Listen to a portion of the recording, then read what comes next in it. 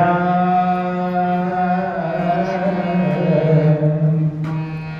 भेदिना माहिरा पुनिया सर्व सुकृताचे फळ मिळाविना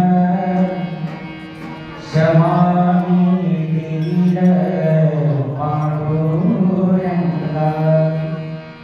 जाई नगे माय तया पंढरपुरा भेटेना माहिरा पुनिया बाप देवी वरू बाप देवी वरू विठ्ठलाच्या भेटी आपल्या सेवेसाठी करोनी ठेला जाई नगे माय तया पंढरपुरा भेटिना माहिरा पुरिया विठ्ठला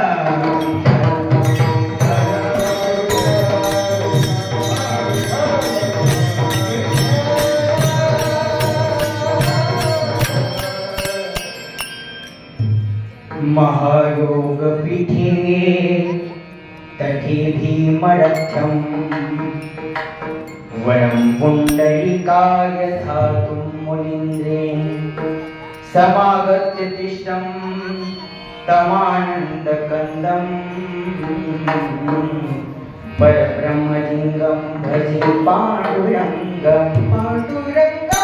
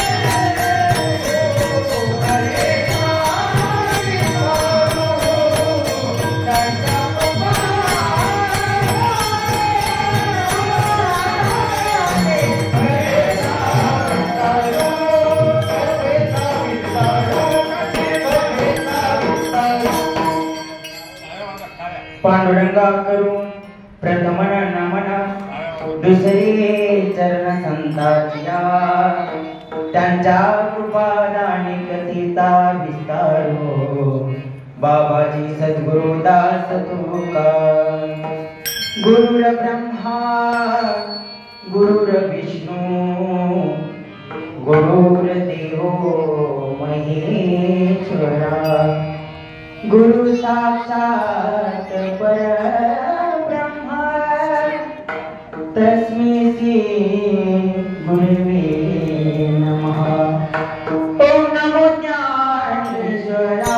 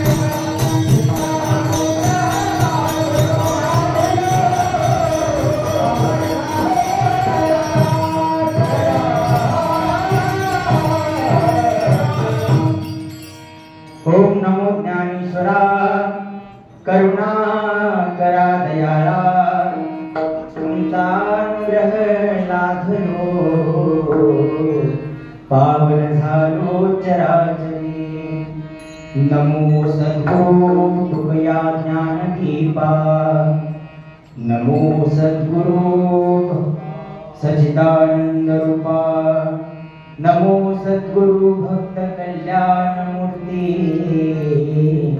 नमो सद्गुरु भास्करा पूर्ण कीर्ती शरणागती सेवक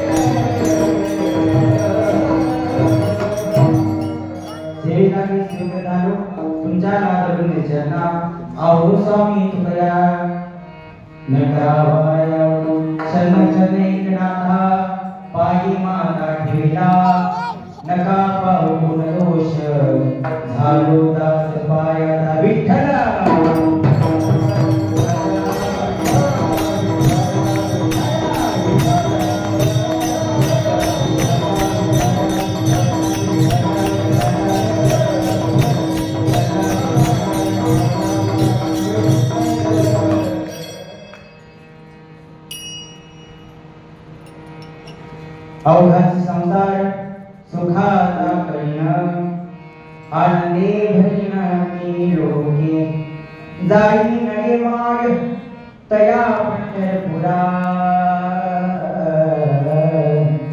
भेटीना माहिरा पोटीया प्रस्तुत प्राप्त प्रसंगी सेवेकरता निवडलेला अभंग ज्ञानियांचे राजे योग्याची माऊली साधकाची मायबा भक्तांचे श्रोमणी विषयांचे अग्रगण्य इत्यादी ज्ञान असलेले संत श्रेष्ठ ज्ञानोबा यांचा व सर्वांच्या परिचयाचा बघा संत ज्ञानेश्वर महाराजांचा अभंग आहे सर्वांना माहित आहे की संत ज्ञानेश्वर महाराजांचे 4 ग्रंथ आहेत पहिला ग्रंथ म्हणजे ज्ञानेश्वर दुसरा ग्रंथ म्हणजे चांगदेवपाशी तिसरा ग्रंथ म्हणजे स्फुट ग्रंथ आणि चौथा ग्रंथ म्हणजे हरिपाठ विठ्ठला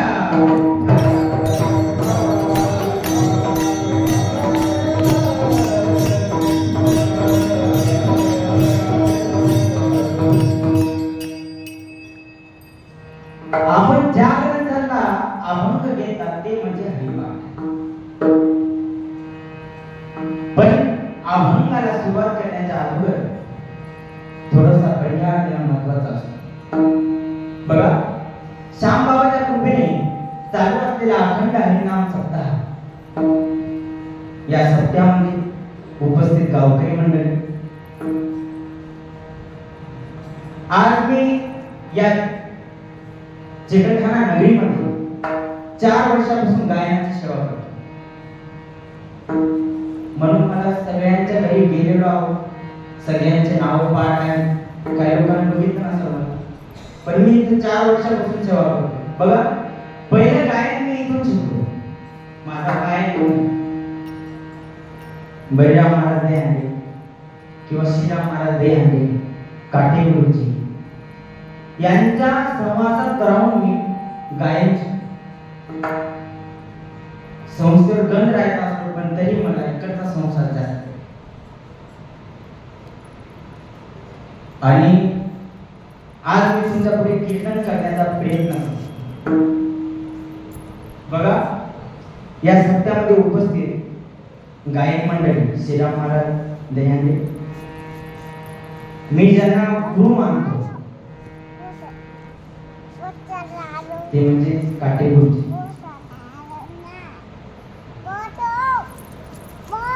माझ्या डोक्यावर सतत हात असतो ते म्हणजे काका.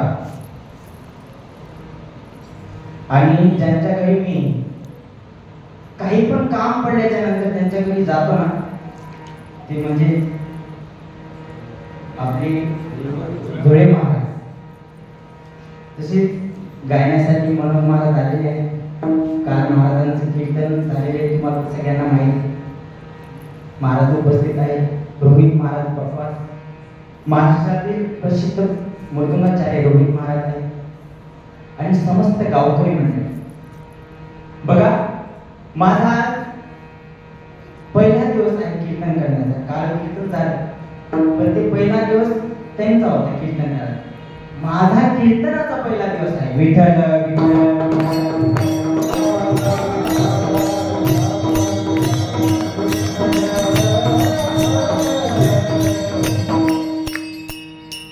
काहीतरी माझ्यावर शांबाबाची कृपा असते. बघा, सहज गोष्टी कोणत्या होत नाही. त्याचा आवाज थोडा स्पष्ट करा. कोणत्याच गोष्टी सहज होत, त्याला गुरुची कृपा लागत नाही, कोणत्या तरी साधूची संगत. तसं मी 4 वर्षापासून साधूच्या संगतीत आहे. काका कीर्तन करतात, मी काकाकडे बघून कीर्तन करतो. काका जर कीर्तन करायला लागले तर काका काहीच विचार करत, फक्त काकाचा कीर्तनात लक्ष. काठी गोष्टीतून कीर्तन करतात त्यावेळेस माझं काठी गोष्टीकडे लक्ष असतं, गुरुचे लक्ष असतं. कीर्तन कशी करतात त्यांच्याकडे पाहून तुमच्या पुढे जे कीर्तनाचे शब्द माझ्याकडे जे साठा आहे ते मांडण्याचा प्रयत्न करतो. जर काही शब्द चुकले, कदाचित चुकले, तर तुम्ही तुमचा मुलगा म्हणून ते माफ करसाल असं मला वाटतं. पण करा. विठ्ठल विठ्ठल.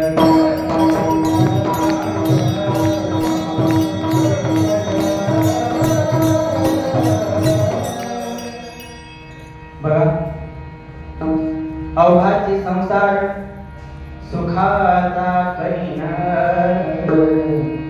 आनंदे भरीन तीन लोके. संत ज्ञानेश्वर महाराजांचा अभंग आहे. मी सांगतो की संत ज्ञानेश्वर महाराजांचे 4 गाथे आहेत, पण सहज संत ज्ञानेश्वर महाराजांनी 4 गाथे नाही.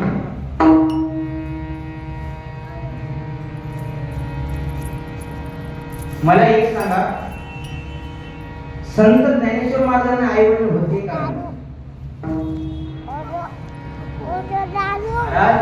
संत ज्ञानेश्वर महाराजांना आई वडील होते, पण संत ज्ञानेश्वर महाराजांना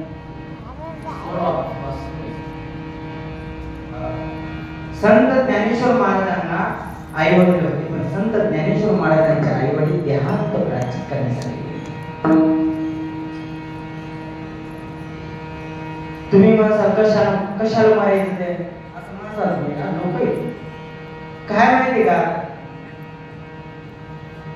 जर एखादा पुढं चालला तर तो सहन होत नाही. होते का बाबासाहेब? नाही होणार का? कधीच होणार नाही. आपली भावना तशी होती, पण महाराज संतांची भावना तशी नव्हती. म्हणून संत ज्ञानेश्वर महाराजांच्या आई वडील देहांत प्राचित कशासाठी करते की आपल्या मुलांचं भलं होण्यासाठी, म्हणून त्याने देहांत प्राचीन केले. बघा, या महाराष्ट्रामध्ये भरपूर संत होऊन गेले, म्हणजे महाराष्ट्राच्या बाहेर पण संत झाले, पण महाराष्ट्रासारखे संत नाही झाले. विठ्ठल विठ्ठल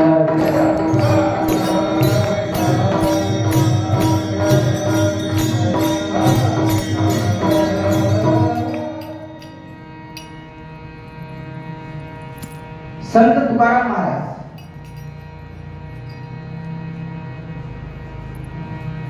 संत तुकाराम महाराजांना भरपूर त्रास झालेला आहे,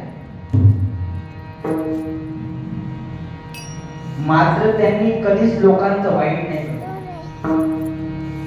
बघा, संत तुकाराम महाराजांची गाथा पाण्यात बुडवतात लोक, तरी संत तुकाराम महाराज त्यांना नाही म्हणत. संत तुकाराम महाराजांना लोकांनी काट्याने मारलं, काट्याचे भरळ असतात ना, त्यांनी मारलं, पण संत तुकाराम महाराज कधीच लोकांना नाही बोलले. बोलायचं असतं, भांडायचं असतं फक्त देवाला. बघा, पैठणचे एकनाथ महाराज, लोक त्यांच्या अंगावर कितीतरी व्यस्त होते, तरी संत एकनाथ महाराज कधीच लोकांवर रागवले नाही. रागवले महाराज नाही. जे बोलायचं ते कोणाला? फक्त देवा. संपर्क फक्त देवाशी होता, माणसाची नव्हता. बघा, संत जनाबाई महाराज, ज्यावेळेस संत जनाबाई महाराजांना सुळावर चढवण्यात आलं, बघा, ज्यावेळेस संत जनाबाई महाराजांना सुळावर चढवण्यात आलं, त्यावेळेस संत जनाबाई लोकांना नाही भांडल्या, कोणाला? तर देवांना. महाराज, एक दिवसा प्रसंग होता, संत जनाबाई दळण दळत होते. तसा प्रसंग दररोजच यायचा. संत जनाबाई जेव्हा दळण दळायच्या, त्यावेळेस देव दररोज यायचे. काऊन? संत जनाबाईचे ज्या ओव्या होत्या त्या खूप कानाला मधुर वाटत. जर देवाने त्या ओव्या ऐकल्या की देवाचे कान असे तृप्त व्हायचे. महाराज, एवढंच काय, जनाबाईच्या मागे देव त्या ओव्या म्हणायचे, जाते म्हणायचे. महाराज, देव म्हणले जात हो जात, देव पण म्हणायचं जात हो जात, फिरते गरा गरा, देव पण म्हणायचा फिरते गरा गरा, माझा विठोराया, देव पण म्हणायचे माझा विठोराया, येतो की रे, असे संत देव पण म्हणायचे. त्यावेळेस जनाबाई पण म्हणायच्या आणि देव पण म्हणायचे. महाराज, एक दिवसाचा प्रसंग होता. संत जनाबाई ज्यावेळेस जाते म्हणत होत्या, त्यावेळेस देव येऊन बसले, आणि देव येऊन बसल्याच्या नंतर सकाळी भरपूर उशीर झाला. पुजारी मंदिरात गेले. ही घटना देवाला कळाली की आता पुजारी येते, आपण गेलं पाहिजे. महाराज, देवाने काहाचा विचार नाही केला, इथून लगेच मुक्त झाले आणि मंदिरात जाऊन बसले. महाराज, मंदिरात गेल्याच्या नंतर देवाचा पितांबर तिथे विसरून राहिला, आणि तिथे गेल्याच्या नंतर देवाला आले विचार आला, अरे आपला पितांबर तिथे विसरून राहिला. आणाव तर पुजारी आपल्याला मदत करतात. चर्चा होईल, देव कुठे गेले, देव कुठे गेले, कसं जावं? महाराज, पितांबर जनाबाईच्या घरी राहिला.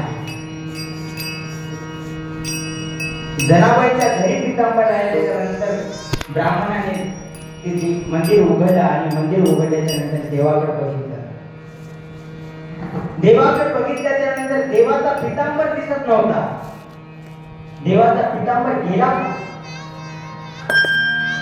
महाराज, नवीन मध्ये चर्चा झाली, देवाचा पितांबर चोरीला गेला, देवाचा पितांबर चोरीला गेला, देवाचा पितांबर चोरीला गेला. महाराज, प्रत्येकाच्या घरी ढूंढायला सुरुवात केली.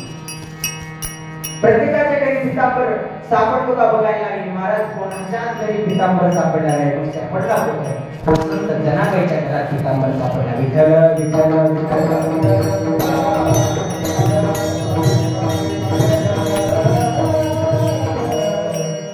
संत जनाबाईच्या घरी पितांबर सापडल्याच्या नंतर सर्व गावकरी जनाबाईच्या घरात.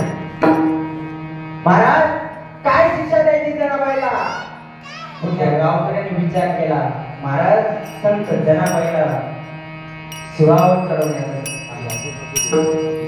महाराज सख्या श्री हरी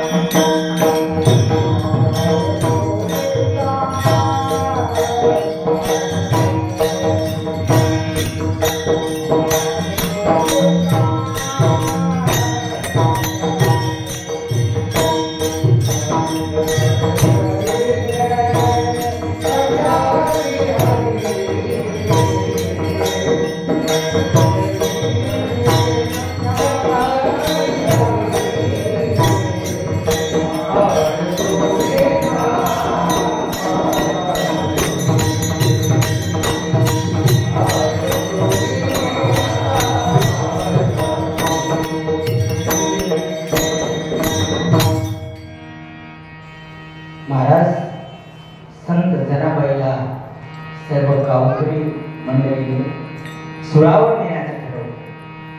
मात्र महाराज संत जनाबाईला शेवटची इच्छा विचारली. जनाबाई हे जने सांग तुझी शेवटची इच्छा काय.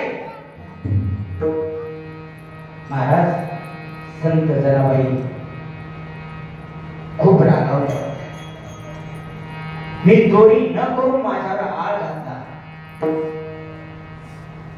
एक काम करा, माझी फक्त शेवटची इच्छा आहे. तुम्ही काय करा, मला एकदा त्या विठाच्या काळ्याच्या मंदिरात नेऊन उभं करा. लाल धुंद डोळे झाले जनाबाईचे. महाराज मंदिरात गेल्याच्या नंतर जनाबाईने आपला पदर काढला आणि कपडेला खोसला आणि जनाबाई बोलू लागली. असा काय पांडुरंगा केला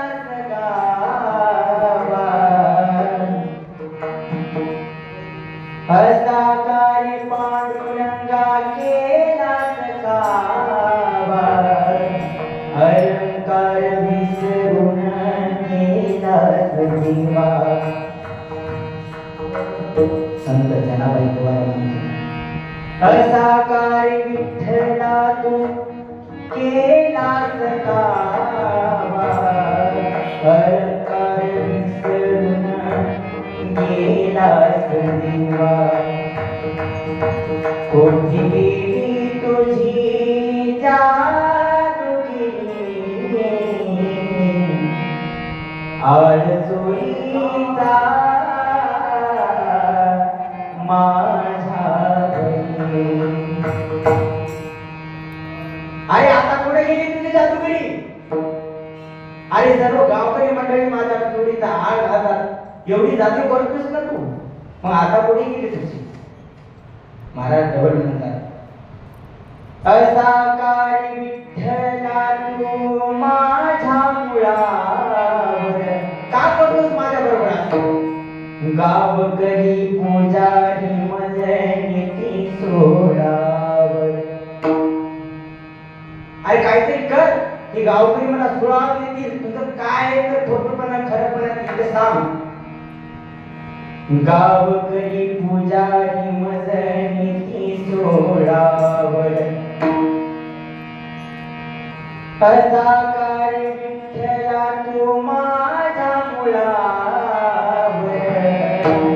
गावकरी पूजारी मजनीती सोडावर. कोठी गेली तुझी जादूगिरी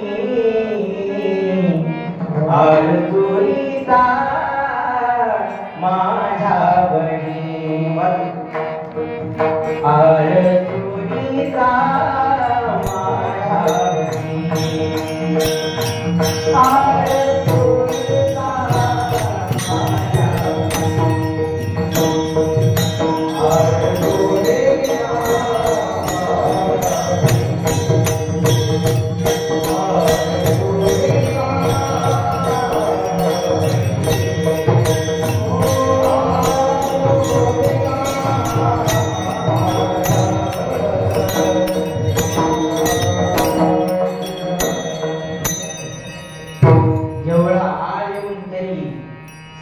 जनाबाई लोकांना नाही,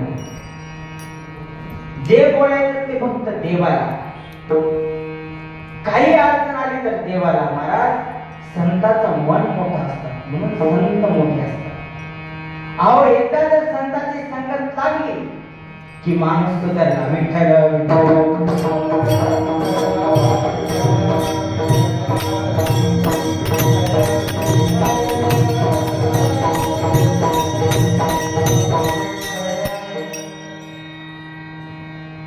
जरी संत जनाबाईला एवढा त्रास झाला तरी आपल्याला ते काय देऊन गेलं? हो, संत जनाबाई आपल्याला गाथा देऊन गेल्या, संत तुकाराम महाराज आपल्याला गाथा देऊन गेले, संत ज्ञानेश्वर महाराजांना आपल्याला गाथा दिली. बघा, सगळ्यात लहान संत म्हणजे संत ज्ञानेश्वर महाराज. तुम्ही म्हणता कसं काय? अहो, कसं काय नाही, संत ज्ञानेश्वर महाराज लहान होते मात्र ज्ञानानं मोठे होते. संत ज्ञानेश्वर महाराज ज्ञानानं मोठे होते का? तर एका अभंगात दिलेले, ज्ञानाचा सागर सखा माझा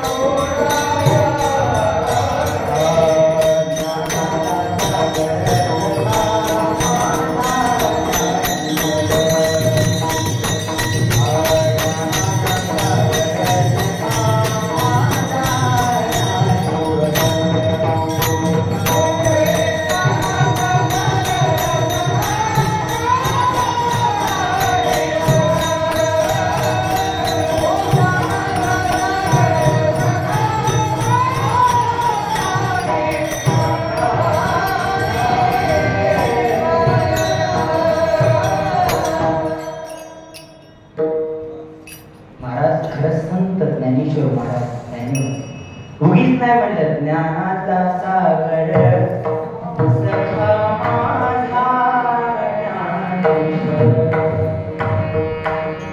ज्ञानाचा सागर होते.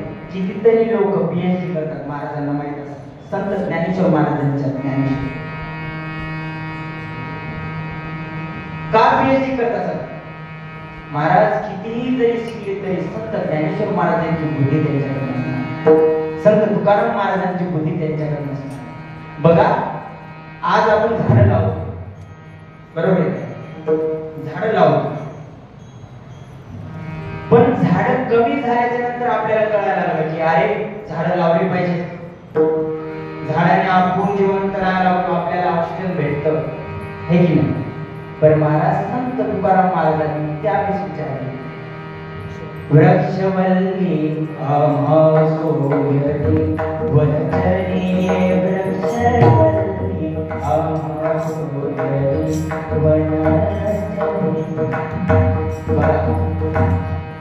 संत तुकाराम महाराजांनी त्यावेळेस विचार केला. आपले विचार आत्ताचे का त्यावेळेस लिहून नाही घेतलं कोणत्या शास्त्रज्ञांनी की नाही झाड तोडल्याच्या नंतर आता आपल्याला ऑक्सिजनची कमी होईल? महाराज संत खूप मोठे होते, फक्त आपल्याला ते कळले नाही. संत ज्ञानेश्वर महाराज भी खूप मोठे होते, फक्त ते आपल्याला कळले. बघा, आपला मुलगा BA MA CAT बरेच पास होते, बरोबर आहे. पण संत ज्ञानेश्वर महाराजांची कीर्ती नाही झाली का झाली? ऐकलं का कोण की आपला मुलगा पीएचडी करून पास झाला, लोक त्याच्या पाया पडतात आहे आहे बरं आपल्या मुलगा पीएचडी करून त्याने समाधी घेतली आहे? महाराज आपल्याला आई वडील असून सुद्धा आपले विचार असे नाही, विठ्ठल विठ्ठल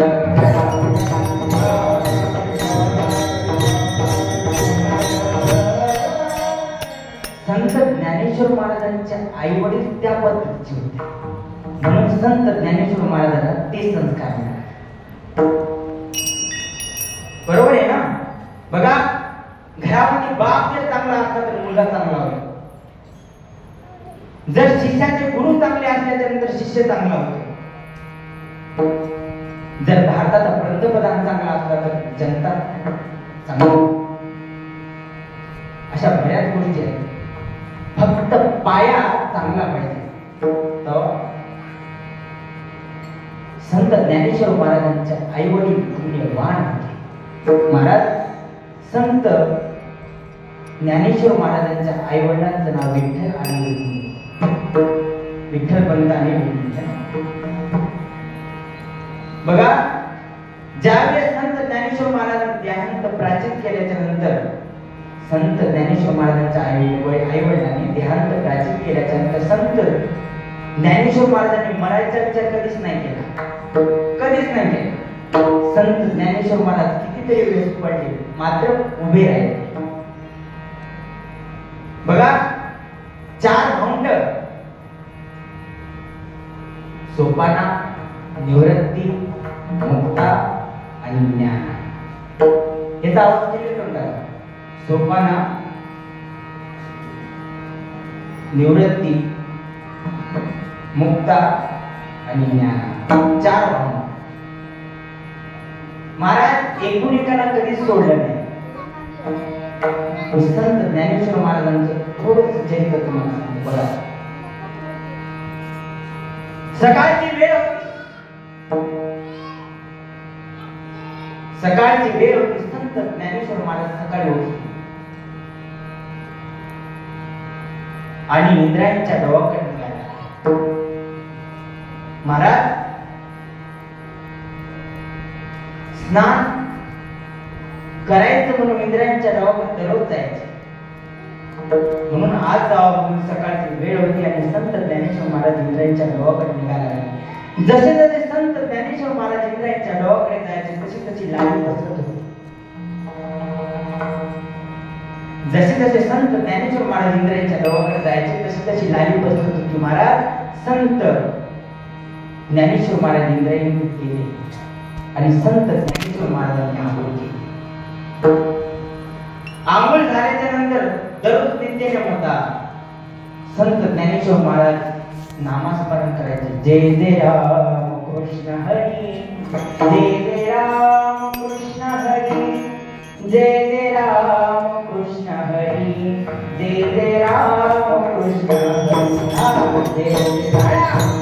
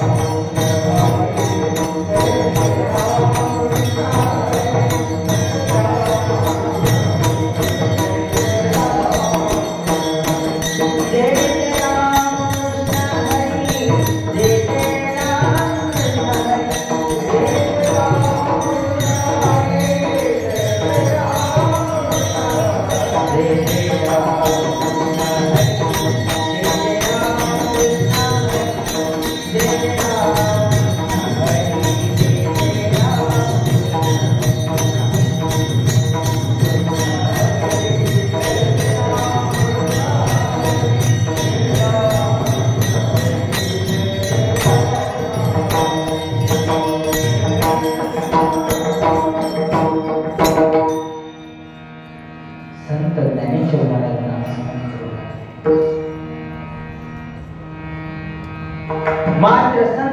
ज्ञानेश्वर महाराजांना आठवण आहे, आज मधुकरीची बारी आपली जाण्याची आहे, आपल्याला जावंच लागेल. महाराज संत ज्ञानेश्वर महाराज समाधीतून उठले आणि उठल्याच्या नंतर सिद्धपीठातून आपल्या झोपडीकडे निघाला. मात्र सिद्धपीठातून जात असताना त्यांनी आळंदीकडे बघितलं. आळंदीकडे बघितल्याच्या नंतर त्यांना मानव आकृती दिसत. कोण होती दिसत नव्हती. बघा, आपण सकाळी लांब बघितल्याच्या नंतर कोणीतरी दिसतं तो ओळखू येत नाही. तसं संत ज्ञानेश्वर महाराजांना कोण आहे दिसत नव्हतं, मात्र एवढा मानव आहे म्हणून भास होऊ लागला. मानव आकृती आहे म्हणून भास होऊ लागला. जशी जशी ती मानव आकृती संत ज्ञानेश्वर महाराजांकडे येत होती, तशी तशी संत ज्ञानेश्वर महाराजांना मुक्ताई असण्याचा भास होता. महाराज ती मानव संत ज्ञानेश्वर महाराजांच्या जवळ आली. संत ज्ञानेश्वर महाराजांनी बघितलं ती मुक्ता. महाराज मुक्ताचे डोळे डबडब भरलेले होते, मुक्ता रडत होती. महाराज ते आपल्या ज्ञानेश्वर महाराजांनी बघितलं. काय रडतेस? लगेच संत ज्ञानेश्वर महाराज मुक्ताईकडे गेले आणि मुक्ताईचे डोळे पुसू लागले. मुक्ता, कोणी मारलं का ग? संत मुक्ताबाईला प्रश्न ज्ञानेश्वर महाराजांच्या. मुक्ता, कोणी मारलं का तुला? महाराज संत मुक्ताई बोलून लागल्या, नाही रे दादा, मला कोणीच नाही मारलं. मग हेच लागली का? परत मुक्ता आपल्या डोळ्या तोंडाला लागली, नाही रे दादा, मला कशी लागतेस? मग तू रडतेस का? दादा माझं ऐकशील का? दादा म्हणला, ज्ञाना दादा म्हणला, दादा ऐकशील का? ज्ञानेश्वर महाराज सांग ना मुक्ता, काय झालं फक्त सांग. महाराज संत मुक्ताबाई सांगू लागले, दादा काल रात्रीपासून बघते मी, काल रात्रीपासून बघते मी, सोपान काका उठायचे, पोट दाबायचे, पाणी प्यायचे, परत झोपायचे, परत उठायचे, परत पोट दाबायचे, पाणी प्यायचे, परत झोपायचे, परत उठायचे, परत पोट दाबायचे, पाणी प्यायचे, झोपायचे. मी विचारलं, दादा काय झालं तुला? का रडतोस? का पोट दाबतोस? का पाणी पितोस? पोट दुखते का? महाराज सोपान काका म्हणायचे, नाही ग मुक्ता. परत उठायचे, पोट दाबायचे, परत पाणी प्यायचे, परत मुक्ता विचारायचे आपल्या बोबड्या तोंडाने, दादा अरे मी तुझी लहानी बहीण आहे, काय झालं सांग की. महाराज मुक्ताईच्या डोळ्याचे वलिंचित झाले. मुक्ताई विचारत होती, नेमकं दादाला काय झालं? महाराज परत विचारायच्या नंतर फक्त सोपान काका म्हणू लागले मुक्ताईला, मुक्ता अगं जर हे कळायचं असलं ना तर त्याला मोठं व्हावं लागलं. महाराज यांच्या परिवारामध्ये 4 भावंडांमध्ये संत सोपान काका मोठे होते. पण का पाणी प्यायचे, का पोट दाबायचे, का परत झोपायचं? त्याचं कारण आहे, जे मोठं असतं ना त्याला उपाशी राहावं लागतं. संत सोपान काका 4 दिवसापासून उपाशी होते. महाराज किती दिवसापासून? आपल्याला 1 दिवसाचा उपास धरावा. संत सोपान काका 4 दिवसापासून उपास होते. अन्नाचा एक कण संत सोपान काकाच्या पोटात नव्हता. महाराज ती आदिशक्ती होती.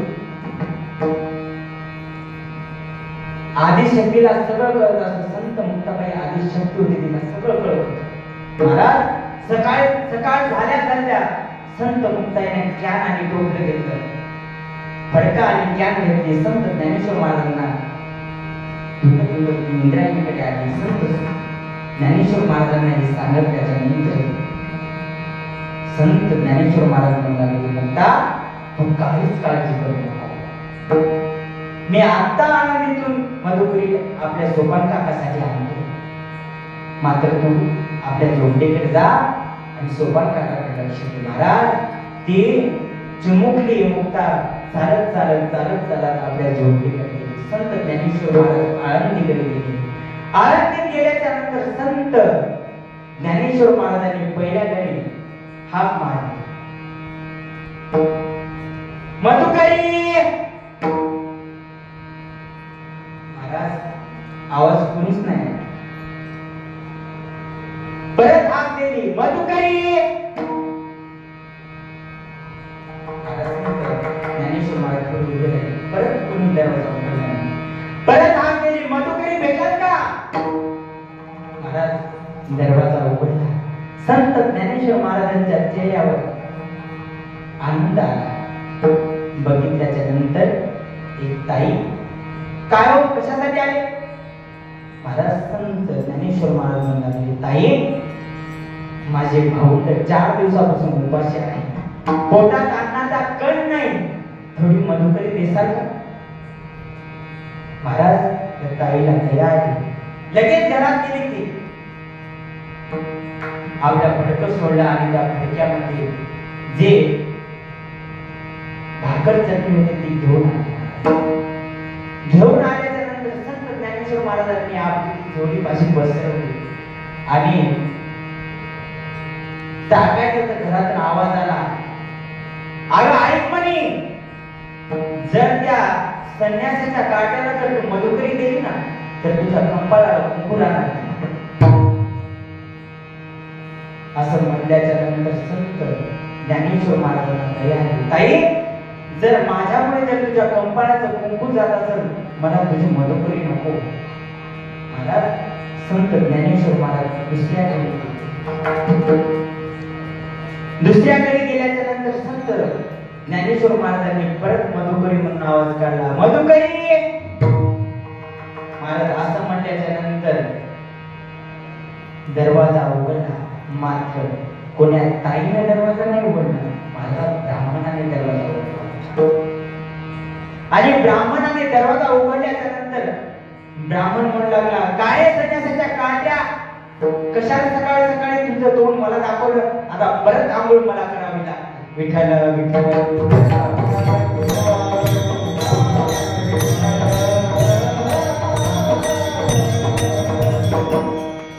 महाराज संत ज्ञानेश्वर महाराजांचे डोळे लाल गुंड झाले आणि संत ज्ञानेश्वर महाराज म्हणू लागले, काका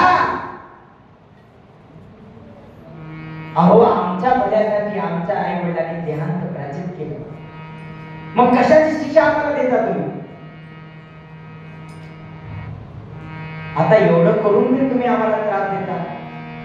काय केलं आम्ही? फक्त जन्म घेतला हो, काय केलं? महाराज संत ज्ञानेश्वर महाराज घडत त्या ब्राह्मणाला पाहू लागले.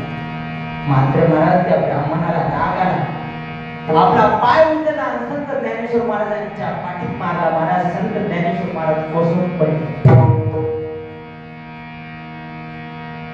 महाराज संत ज्ञानेश्वर महाराज कोसळून पडल्याच्या नंतर संत ज्ञानेश्वर महाराज उठले आणि पळत पळत गेले. पळत पळत आपल्या झोपडीकडे गेले आणि झोपडीकडे गेल्याच्या नंतर तिथे मुक्ता बसली होती वाट पाहत. कधी एक महाराज आला,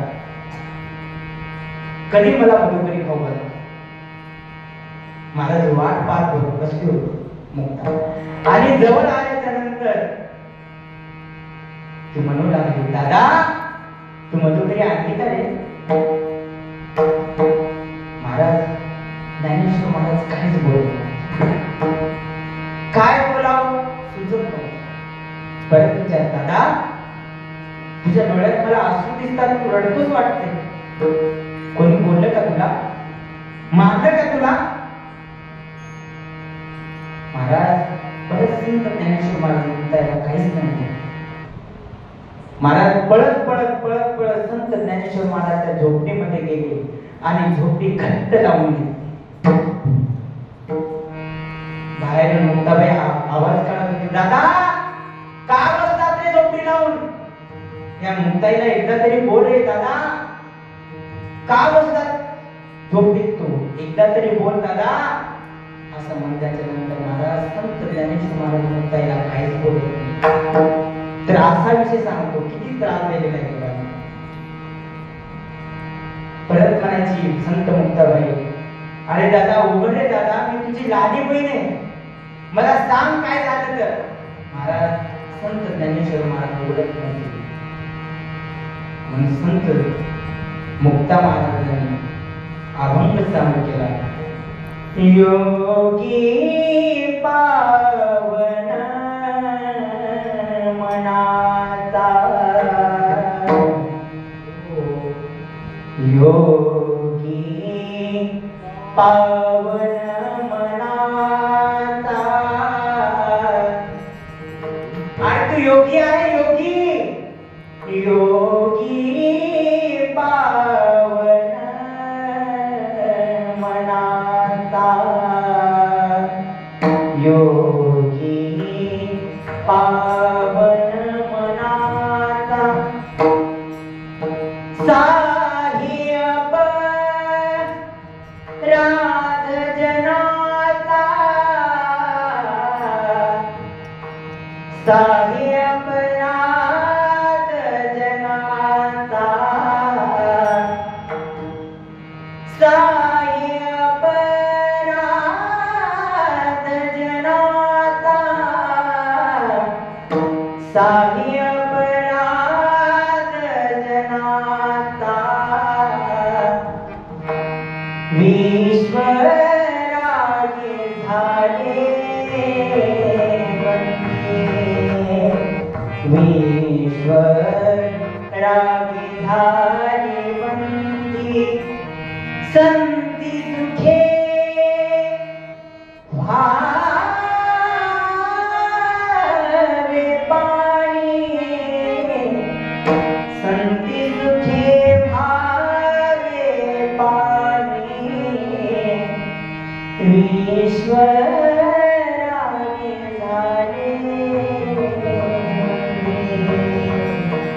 विश्वरागे झाले. अरे दादा तुला हे त्रास सहन करावाच लागतो. तू योगी आहे म्हणून मी पहिल्यांदा सांगतो, जेवढे महाराष्ट्र संत झाले त्यांना त्रास झालेला आहे. अहो संत ज्ञानेश्वर महाराज वयाने लहान असताना तरी त्याला इतका त्रास झाला. सोपं नाही संत म्हणून. विठ्ठल विठ्ठल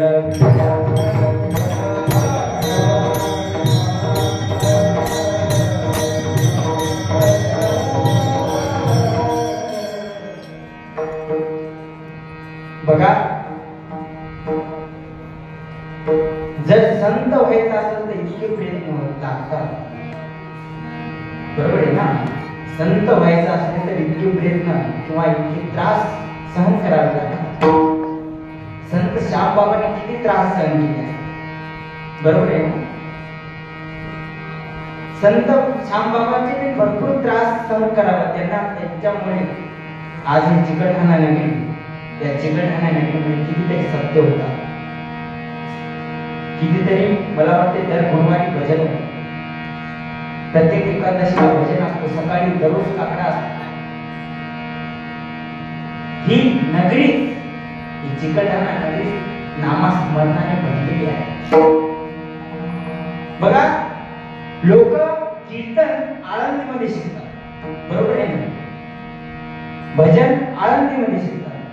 मात्र माझी सुरुवात इथून झाली, या चिकलठाणा नगरीमध्ये. मी घडलो ना तर या संतांमध्ये. मी काय एक किडा होतो, किडा. किडा करतो किडा. बघा एक किडा असतो, किडा किडा असतो आणि तो किडा गावात शिरतो. मात्र गावात शिरताना त्याला मंदिर दिसतं. मंदिर दिसल्याच्या नंतर त्या किड्याचं सहज देवाकडे लक्ष जातं आणि मन त्याचं त्या किड्याच्या नंतर की आज देवाचं दर्शन घेतलंच पाहिजे. किड्याचं आज देवाचं दर्शन घेतलंच पाहिजे म्हणून किडा पायऱ्या वरी चढला. महाराज किडा होता. लगेच पुजाऱ्याने बघितलं किडा आत चालला. किडा आत चालल्याच्या नंतर किडा म्हणल्याच्या नंतर त्या पुजाऱ्याने झाडू घेतला आणि लांब लोटून दिला. मात्र लांब लोटून दिल्याच्या नंतर किड्याचे प्रयत्न कसे असतात माहित नाही. परत किड्याचं मन होतं नाही आज देवाचं दर्शन घेतलंच पाहिजे. परत किडा उठला आणि परत मंदिरात शिरायला लागला. परत त्या पुजाऱ्याने बघितलं, परत नाम फेकून दिला. महाराज 8 वाजल्यापासून 10 वाजल्यापर्यंत हीच प्रक्रिया चालली होती. मात्र किडा कधी थकलाच नाही. रडत रडत रडत रडत तो किडा मंदिराच्या पायरीपाशी रडत बसल्याच्या नंतर किड्याचे डोळे डबडब भरले होते पाण्याने. महाराज संत श्यामबाबा आले दर्शन घेण्यासाठी. आज देवाचं दर्शन घेतलं पाहिजे म्हणून संत श्यामबाबा आले आणि बघितलं. बघा संतांना सर्वांच्या मनात कळत किडा रडत होता आणि संत श्यामबाबांनी ते बघितल्याच्या नंतर विचारलं, बाळा का रडतोस, काय झालं? महाराज तो किडा म्हणू लागला, महाराज मी 8 वाजल्यापासून दर्शनाला आलो, 10 वाजते आहे तरी माझं काय दर्शन होईल? महाराज सगळे बोलणं श्यामबाबांना त्या किड्याचं ऐकून आणि श्यामबाबा महाराज म्हणाले, मी मनात तसं करतोस का? किडा म्हणू लागला, बाबा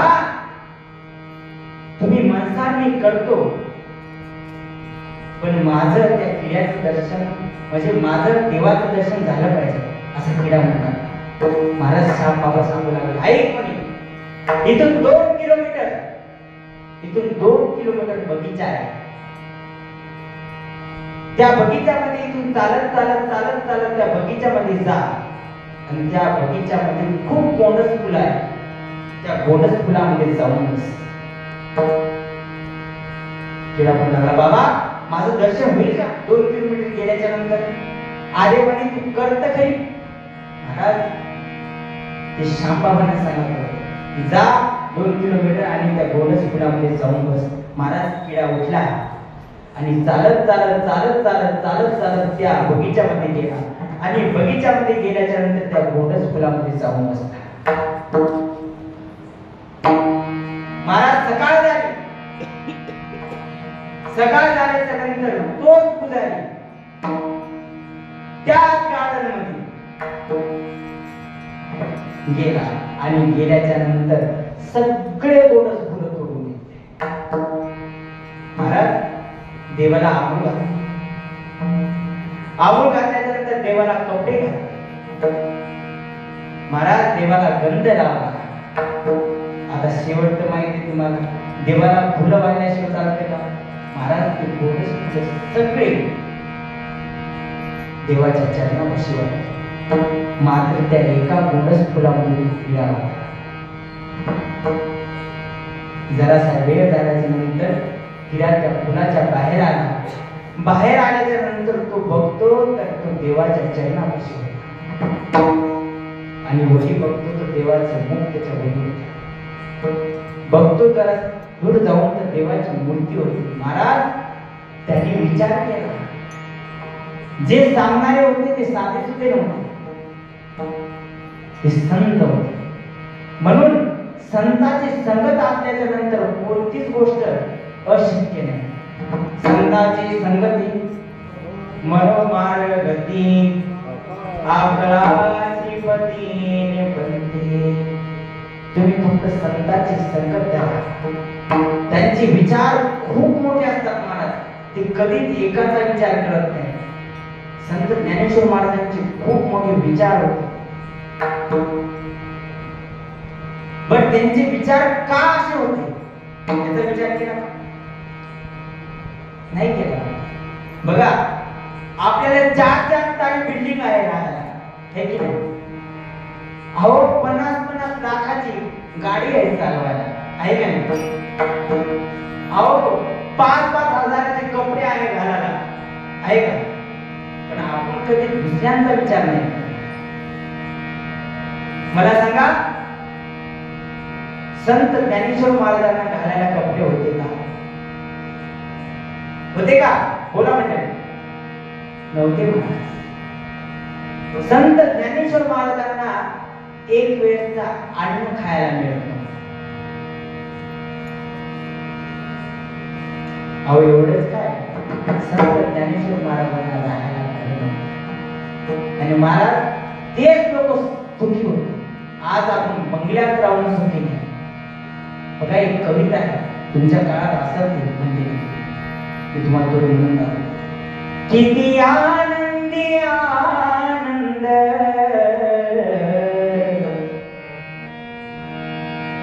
किती आनंदी आनंद, या झोपडीत माझ्या,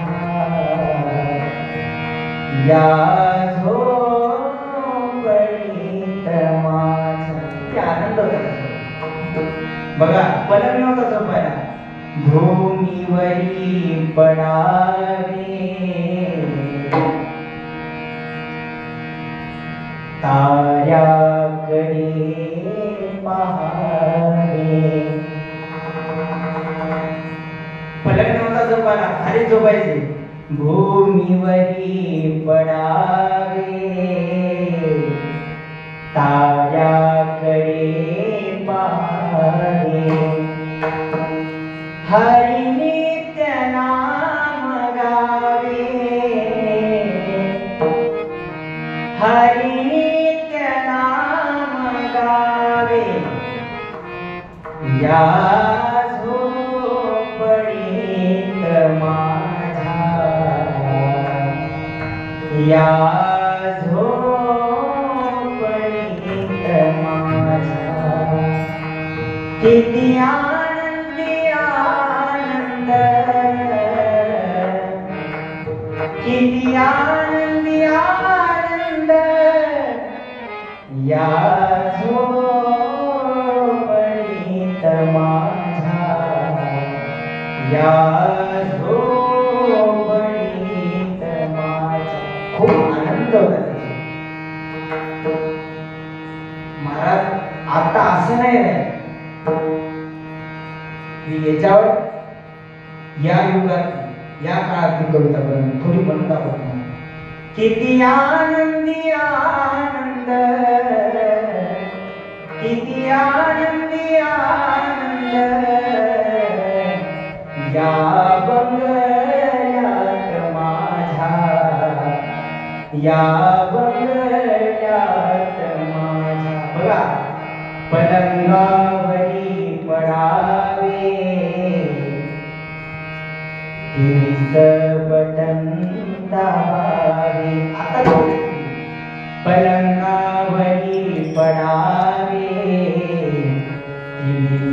बटन दाबावे. ध्यान करे पाहावे, ध्यान करे पाहावे, या बंगल्यात माझ्या, या बंगल्यात माझ्या. विठ्ठल विठ्ठल.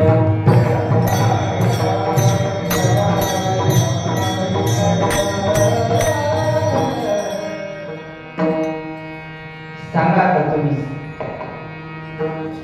त्या काळातलं बरं होतं का याच काळातलं बरं आहे? महाराज तो काळ खूप आनंदी होता. आज या मोबाईलने कितीतरी विद्यार्थ्यांचं नुकसान होत आहे. महाराज एकदा जर मोबाईल बघायला यायच्या नंतर घरातून आवाज आला, बाळ्या आणि दुकानावर जाऊन सामान आण, तरी त्याचं लक्ष फक्त मोबाईल. परत आवाज वाढला, अरे बाळ्या अरे दुकानातून जाऊन सामान आण, तरी त्याचा मोबाईल लक्ष. त्याला जाऊन थोडा हलवल्याच्या नंतर त्याला कळतं, अरे आई काहीतरी काम सांगायला लागले.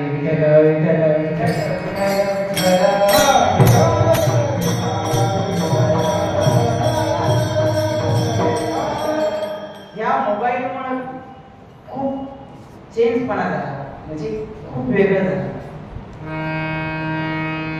कितीतरी विद्यार्थी भाषे घेऊन, कितीतरी विद्यार्थी काय सांगतात कीर्तनात ते शब्द बोलू नये, पण भरपूर नुकसान होते. तसं बघितलं तर चांगलं आहे ते, पण त्याचा दुरुपयोग होतो. जर संत ज्ञानेश्वर महाराजांचा मोबाईल असता तर आपल्याला ते कळलेच नाही. बरोबर आहे ना? संत तुकाराम महाराज जर मोबाईल पाहत असले तर आपण त्यांचे गाते वाचलेच नसते. त्या काळात बरोबर संतांजवळ मोबाईल नव्हते आणि संत होणं सहज होणं हे तुम्हाला सांगितले. खूप त्रास सहन करावा लागतो. त्यावेळेस संत होता. संत ज्ञानेश्वर महाराज संत येतच नाही झाले. आज आळंदीमध्ये कितीतरी लोक पाया पडायला जातात.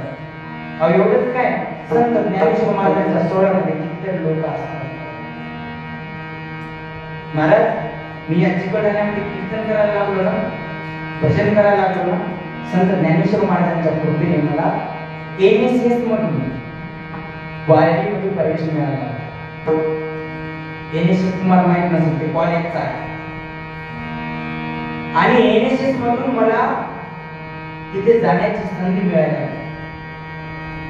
आणि पुणे विद्यापीठामध्ये गेल्याच्या नंतर आम्हाला ड्रेस कोड दिला. वारकरी नव्हतो, फक्त ज्ञानेश्वर महाराजांची सेवा करायची होती. दिवे घाटात आम्हीच होतो. बघा, तुम्हाला पिवळे कपडे दिसते असतील, लाल टोप्या दिसल्या असतील, ते आम्हीच.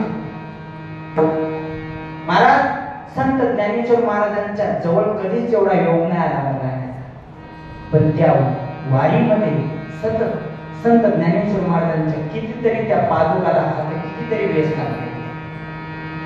रिंगण असतात ना, रिंगण बघितलं का? रिंगणामध्ये या वर्षी जो ज्ञानेश्वर महाराजांचा घोडा असतो तो पळत होता. आणि पळत असताना त्याचा जो पाय असतो, जे घोड्याचा दुसऱ्या घोड्याचा दोर असतो ना, ते नाकाला तो दोर, त्या दोऱ्यामध्ये दुसऱ्या घोड्याचा पाय फसला होता. आणि पाय फसल्याच्या नंतर तो घोडा माझ्या अंगावर, कॅमेरावाल्याच्या अंगावर गेला. महाराज, तो कॅमेरावाला तिथंच देहांत प्राचित झाला, म्हणजे मरण पावला. मात्र माझ्या जीवाला काहीच नाही झालं. माझ्याकडे व्हिडिओ आहे, माझ्याकडे फोटो आहे. माझ्या अंगावर पाय लागला होता आणि पाय लागल्याच्या नंतर लोकांनी मला बघेनच लोक मला आधी विचारतात, बाबा तुमच्या अंगावर किडा गेला, घोडा गेला? मी म्हटलं हो. कोण लागला तुम्हाला घोड्याचा पाय? म्हणजे या हाताने. महाराज, लोक हाताचे पाय पडतात. ती माती उचलतात ना, लोक हाताच्या पाय पडायला लागले का? आणि तो माणूस कॅमेरावाला जागीच गेला. आणि भरपूर तरी महाराज लोक म्हणजे, महाराज तुमचं काहीतरी पुण्य असेल त्यावेळेस तुम्ही वाचता. मला वाटत नाही माझं पुण्य आहे, मात्र मी सेवा करतो ती अशी कधीच पैशासाठी याच्यासाठी नाही. जरी माझी परिस्थिती नाजूक असल्याच्या नंतर मी पैशासाठी करत असं कधीच नाही. कधी पण मला श्रीरामपाठी बोलवतात किंवा काटेकोरची कीर्तनाला बोलवतात, कधीच पैशासाठी 200 रुपये दिले तरी मी त्याच्यामध्ये खुश आहे. पैशासाठी करत नाही, अजिबात नाही. अहो, जेवढ्या संत लोकांनी केलं ते पैशासाठी नाही केलं. आज कितीतरी कीर्तन लोक संत ज्ञानेश्वर महाराजांच्या गाथ्यावर जगतात. मग संत ज्ञानेश्वर महाराजांनी जर गाथ्याचे पैसे वाटायचे तर प्रत्येक अभंगाचे जर पैसे घेतले तर संत ज्ञानेश्वर महाराज केला नाही. मला संतांचे विचार मोठे असतात. कसे विचार असतात? संतांचे विचार एकल्या पुरते नसतात, तर जगाचा विचार असतात. संत ज्ञानेश्वर महाराज या अभंगामध्ये पहिल्याच चरणामध्ये संत ज्ञानेश्वर महाराजांचे विचार सांगतात. अवघाची संसार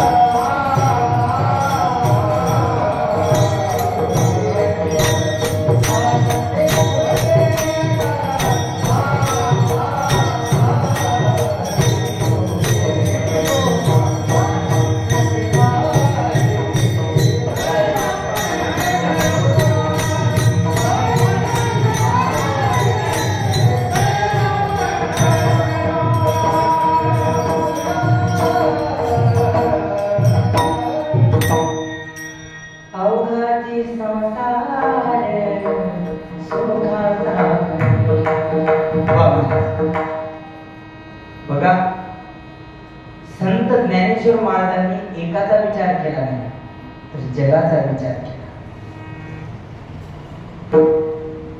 अवघाची संसार सुखाचा करीन,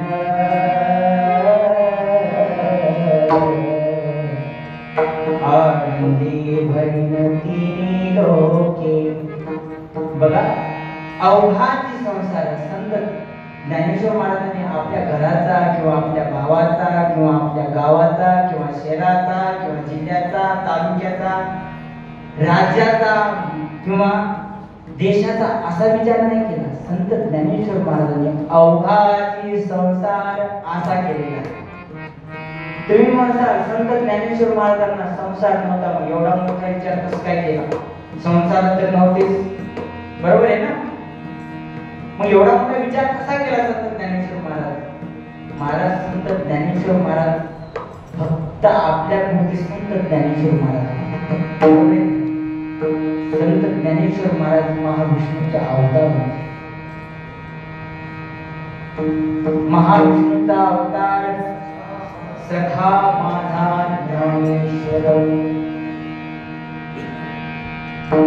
एवढा मोठा विचार संत ज्ञानेश्वर महाराजांनी केला. सहज नाही, कोणत्या गोष्टी सहज होत नसतात. मग संसार सुखाचा करायचा नंतर कसा सुखाचा करायचा? मग संसारात नुसतं सुखच असल्याच्या नंतर संसार सुखाचा झाला. समज आपल्याला 10 ताळी बिल्डिंग बांधून देईल आपला परिवार त्याच्यावर राहिल्याच्या नंतर, जर आपल्या फक्त संपत्ती आहे, सुख, याला सुख म्हणतात, आणि सुख त्याच्यामध्ये झाल्याच्या नंतर आपल्या घरामध्ये सतत भांडण, बरोबर आहे, सतत भांडण झाल्याच्या नंतर त्याला सुखाचा म्हणतात नाही महाराज. नुसतं सुख असं जमत नाही, त्याच्यामध्ये आनंदही असावा लागतो. ज्या गोष्टीमध्ये आनंद असतो तिथे देव असतो. बघा, आपल्या मुलीचे लग्न चांगल्या थाटात झाल्याच्या नंतर आपल्याला आनंद होतो, बरोबर आहे. मात्र दुःखात झाल्याच्या नंतर आनंद होतो.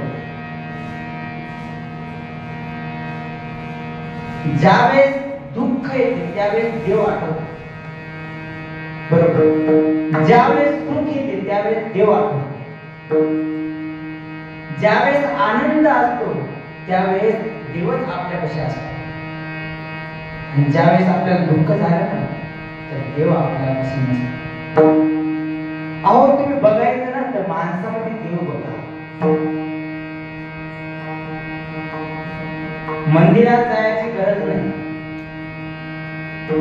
बघा ना तुम्ही, जर एखादा गरीब घराण्यातला मुलगा शिकत असला आणि त्याला पैशाची जर अडचण असते, एखाद्या श्रीमंत माणसाने 1-2 लाख रुपये त्याला दिल्याच्या नंतर, तो नोकरी लागल्याच्या नंतर आपल्याला आनंद मिळतो का नाही? करून बघा, करून बघा त्या गोष्टी. तुमच्यापाशी देव येईल आणि त्या मुलाला तुम्ही शिकवल्याच्या नंतर त्याच्यामध्ये देव तुम्हाला दिसत. महाराज भरपूर संतांनी सांगितलं, देह देवाचे मंदिर, देह देवाचे मंदिर, आत्मा परमेश्वर, आत्मा परमेश्वर, देह देवाचे मंदिर.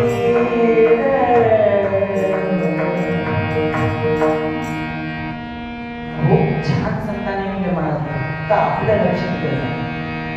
जशी उसातो साखर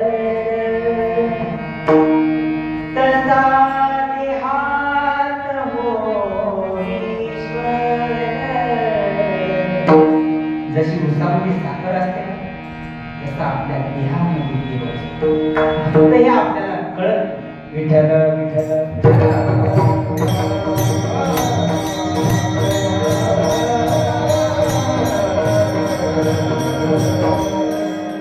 म्हणून संत ज्ञानेश्वर महाराजांनी जगाचा विचार केला.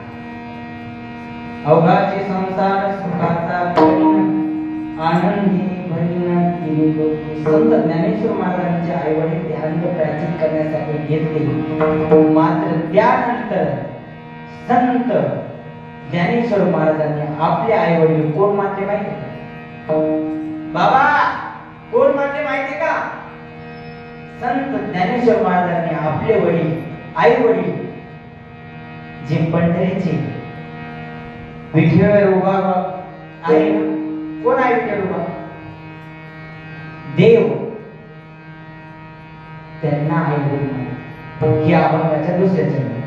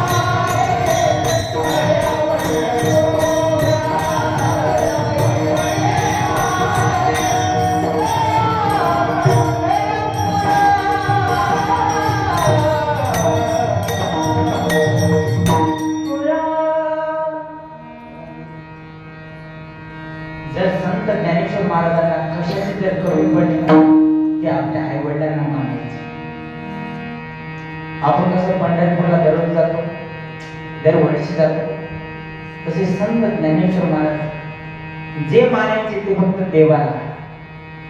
महाराज आपली फक्त काळजी करणारे फक्त आई वडील असतात. एक प्रसंग आईवर सांगतो. त्याआधी विठोबा रखुमार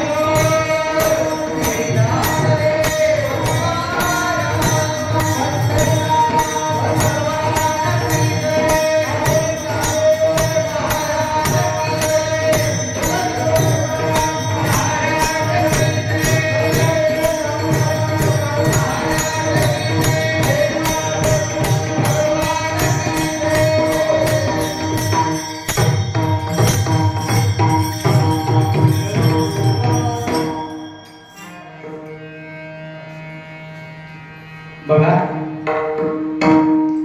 सर्वांना विनंती आहे,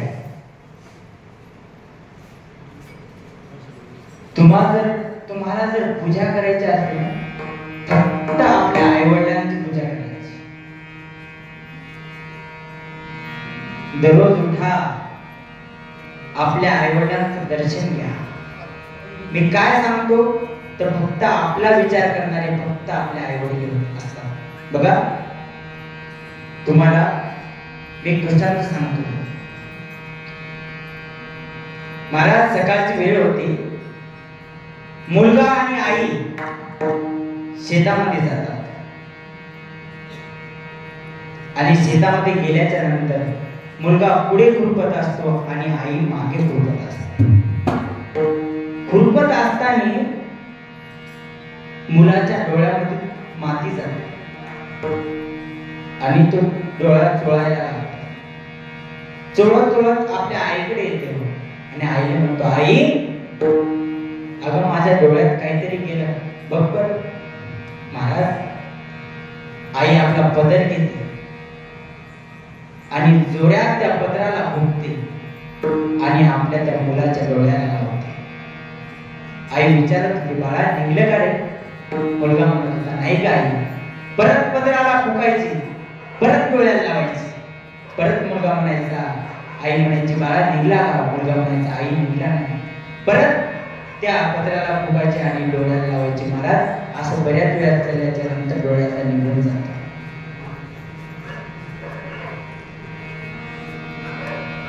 मात्र थोडा वेळ थांबल्याच्या नंतर आई मुलाला प्रश्न विचारते, बाळा, जर हाच प्रसंग माझ्यावर आला असता तर तू काय केला असता? माझ्या डोळ्यात जर जायची वेळ आली असती तर तू काय केला असता? महाराज, मुलगा म्हणू लागला, आई, आपल्या संभाजीनगरमध्ये ज्या हॉस्पिटलमध्ये डोळ्याचं ऑपरेशन करतात का, त्या हॉस्पिटलमध्ये नेऊन तुझ्या डोळ्याचं ऑपरेशन केलं असतं. परत आईचा प्रश्न केला, बाळा, जर त्या संभाजीनगरच्या हॉस्पिटलमध्ये जर माझ्या डोळ्याचं ऑपरेशन झालं नसतं तर तू काय केलं असतं? महाराज, मुलगा होता तो. मुलगा परत म्हणे, आई, मुंबईमध्ये खूप मोठा डोळ्याचा दवाखाना आहे, हॉस्पिटल आहे. त्या हॉस्पिटलमध्ये नेऊन त्या तुझ्या डोळ्याचं ऑपरेशन केलं असतं. महाराज, परत आईचा प्रश्न पडला, बाळा, जर तिथं नसतं झालं तर तू काय केलं असतं? आई, आपल्या या भारतामध्ये जेवढा मोठा दवाखाना आहे, जेवढे मोठमोठे डॉक्टर लोक आहेत, तिथे नेऊन तुझ्या डोळ्याचं ऑपरेशन केलं असतं. महाराज, परत आईचा प्रश्न पडला, बाळा, जर तिथं मी माझ्या डोळ्याचं ऑपरेशन नसतं झालं तर तू काय केलं असतं? परत मुलाचा प्रश्न पडला, बाळा. मुलगा म्हणला, आई, जर या देशामध्ये परत तुझ्या डोळ्याचं ऑपरेशन करणारं कोणी नसेल तरी आपण बाहेर देशात आपली 15 एकर जमीन विकून टाकू, मात्र तुझ्या डोळ्याचं ऑपरेशन करू. महाराज, आईच्या डोळ्यामध्ये आसू आले. आई रडू लागला आणि मुलगाही आईकडे बघून रडू लागला. महाराज, एकुणिकाचे डोळे दोघांनी पुसले.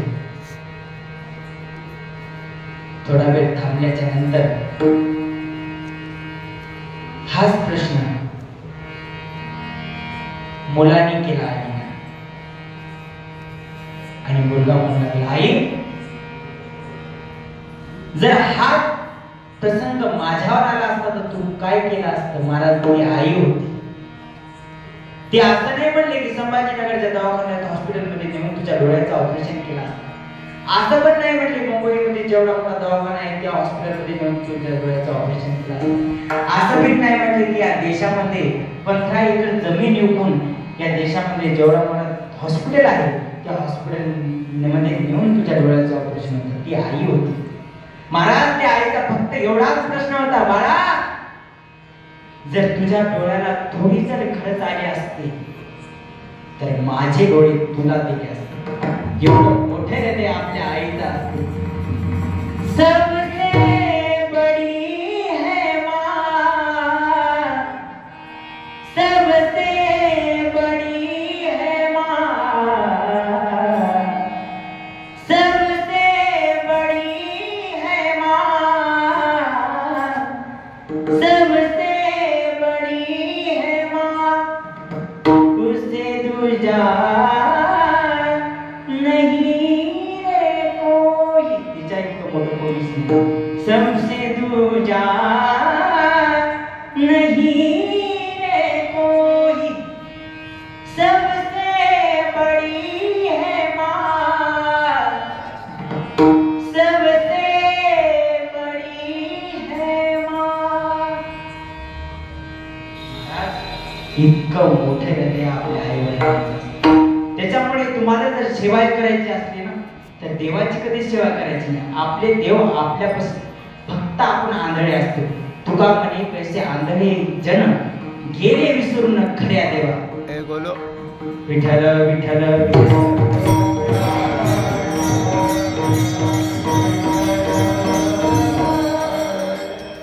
बघा, मी जे अभंग मांडला ते पुन्हा म्हणून तुमच्याजवळ आणखी एकदा म्हणून काढतो. बघा, अवघाचे संसार सुखाचा करीन, आनंदे भरीन तिन्ही लोके, जाईन गे माय तया पंढरपुरा, बेटीना माहेरा पोलिया, सर्व सुकृताचे फळ मी लाहीन, क्षमा मी देल पांडुरंगा, जाईन गे माय तया पंढरपुरा, बेटीना माहेरा पोलिया.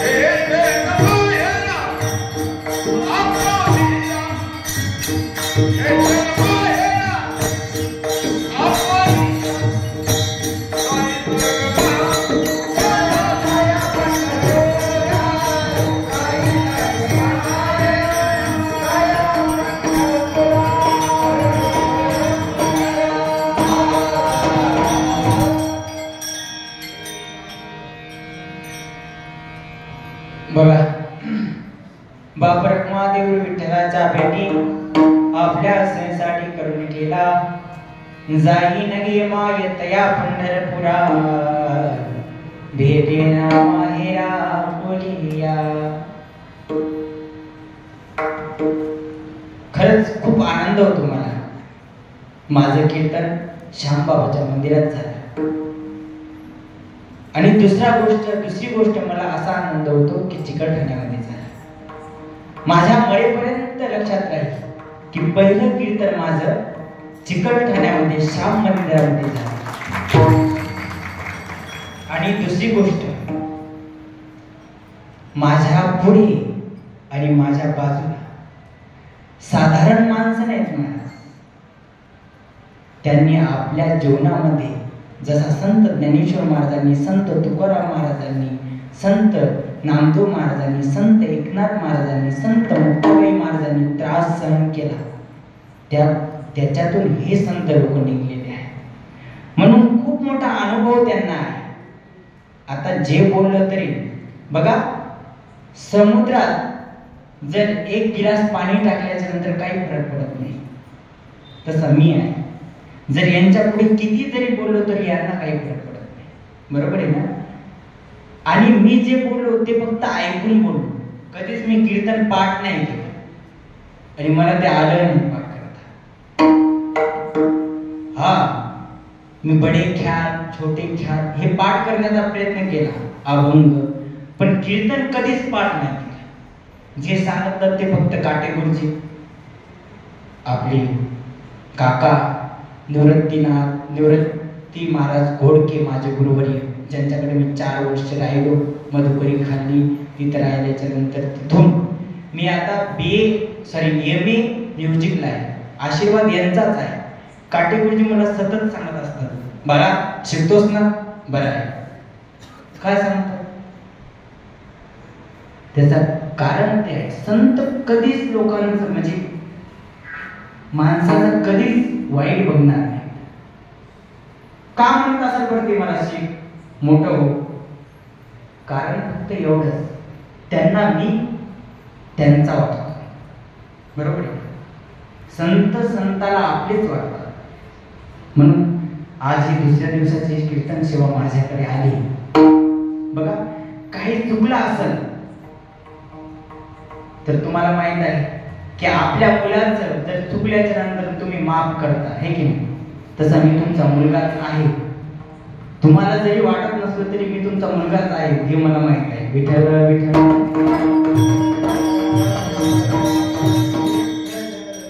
आज या सप्त्याला 31 वर्ष पूर्ण होतात. म्हणजे यावर्षी, दरवर्षी हा सप्ताह असतो.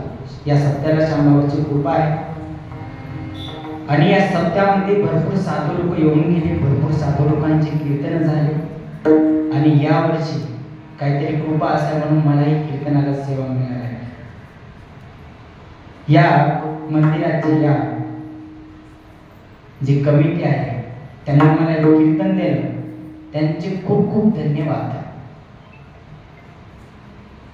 का तर मला आज बोलण्याची संधी मिळाली, नाही तर माझं बोलणं नुसतं दाबून होतं, कधीच असं बाहेर पडलेलं नव्हतं. हा, मी गात होतो. काहीतरी कृपा असेल श्यामबाबांनी काहीतरी तुमच्या किंवा माझ्या डोक्यात घातला असेल, नाही कर तू कीर्तन, इथून तुझी सुरुवात होईल. म्हणून जे काही आहे तुटके मुटके शब्द, माझी भाषा हिंगोलीकडची आहे. समजते का? समजते? हा, हिंगोलीकडची भाषा आहे. मी इकडची म्हणजे प्रयत्न करत आहे शिकण्यासाठी. तर या सप्त्यामध्ये दुसऱ्या दिवसाची सेवा माझ्याकडे आली आणि मला पण आनंद झाला. म्हणून माझे हे 2 शब्द माझे गुरुवर्य निवृत्तीनाथ महाराज काटेगुरुजी आणि काका यांच्या चरणी अर्पण करतो आणि सेवेला पूर्ण विराम देतो. ज्ञानेश्वर